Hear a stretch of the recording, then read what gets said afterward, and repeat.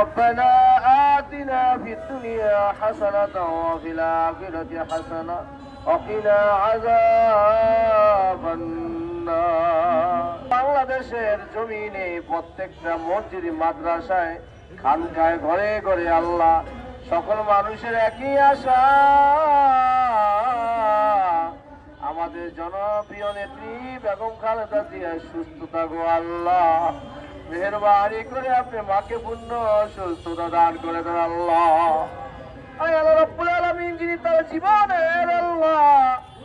পুরা জীবনের সিংহভাগই বাংলাদেশের আলেম ওলামাদের জন্য আল্লাহ মাকে পূর্ণ সুস্থতা দান করে দেন আল্লাহ আল্লাহ রাব্বুল আলামিন